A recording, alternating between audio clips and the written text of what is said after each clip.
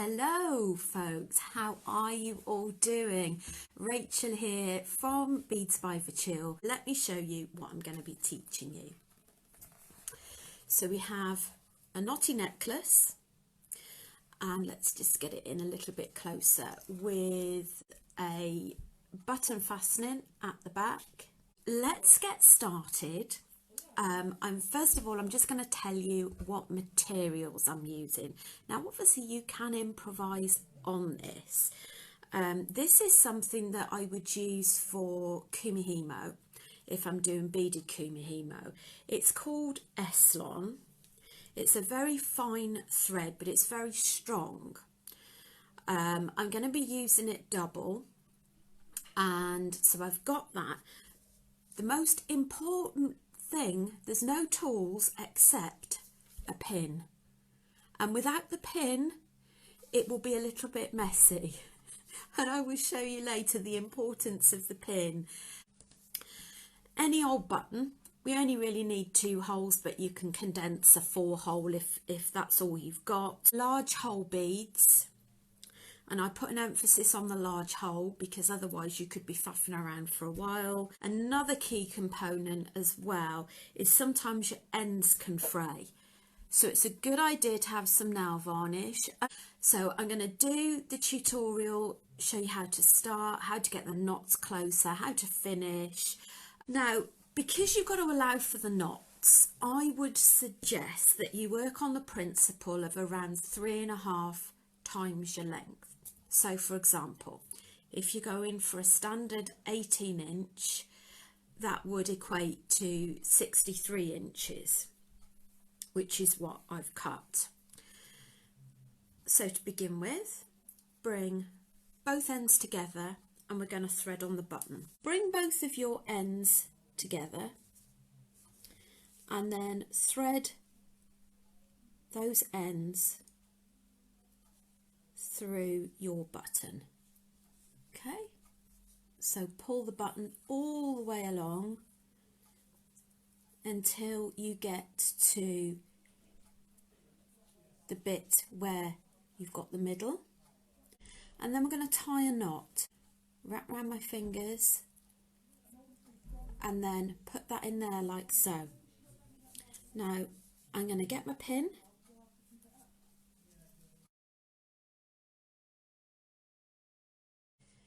So that's our first little bit. Now if I just show this one. So we're now going to do a knot, wrap that around my finger, pop it through. Okay, I'm going to pop that into my mat, get both the ends, and you see how I pull that, and then you can take your pin out. Now, what I would suggest with some of these will go in double, others won't. So what I'd suggest, for example, at the ends is that you have a single bead so that the knot doesn't go over your bigger whole bead. So I'm going to pop a bead on one side. I'm going to pop both threads through the big holes, like so. Then I'm going to put another colour in the middle with 2 together. Okay, and then I am going to put a bead on the other side, but just on one single thread. If I was to knot straight after this, the chances are the knot wouldn't be thick enough to actually sustain that bead in place. It would probably just disappear inside the bead. So let's just get that up close. So I've got that on one side, and then I'm going to actually knot. So I'm going to wrap that over my finger, pull that through, and then good old pin, just gradually bring that into place. You don't want it too tight either, otherwise your beads will buckle and it won't look quite as attractive. Alright, so I'm going to do another knot. to start my next batch. So that's my knot. And I pop that in there. I'd say put the smaller beads just through one, like that. Then on the larger beads, bring them together.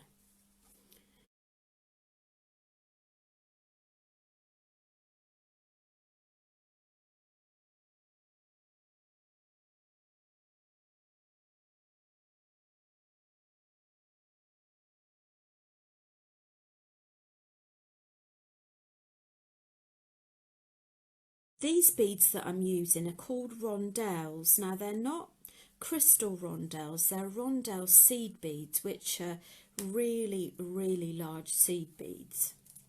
There must be a size 2 or something like that. So I'm doing another knot.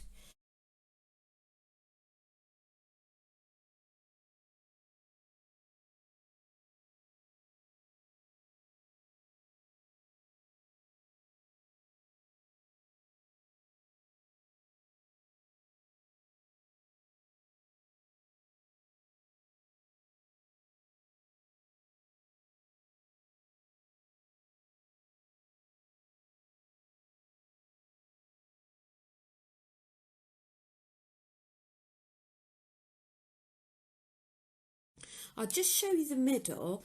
I'd suggest when you get to the middle that you perhaps do a bit more of a cluster to give more of a focal point for it. Okay, so what I'm going to do now is I'm going to switch to this one so that I can now show you how to finish off this button fastening.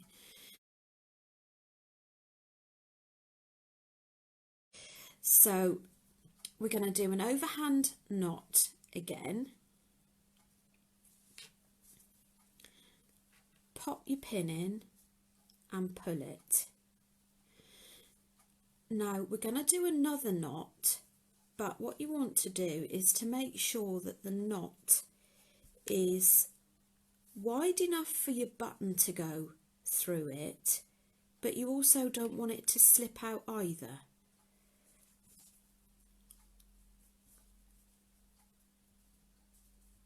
So let's just double check that. So that is your button loop fastening. If I could just open that up so you can see. So this is the fastening on this one. This one I did earlier. Let's just zoom in a wee bit.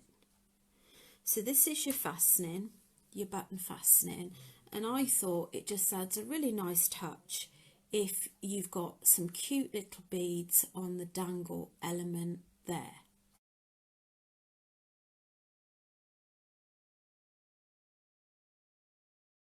There's one we did earlier. This is one that's kind of finished. And if you want to buy any of the kits for these, they're £4.50, so you get the thread, the button, the beads. No instructions, obviously, because the idea is that you do it with a video, and I'm going to do them in the blue, the red and the yellow. If it's something you're interested in, pop me a note in the thread. Because stay safe, everybody. Do keep in touch. Let me know what tutorials you'd like to see next. Take care, everyone. Bye.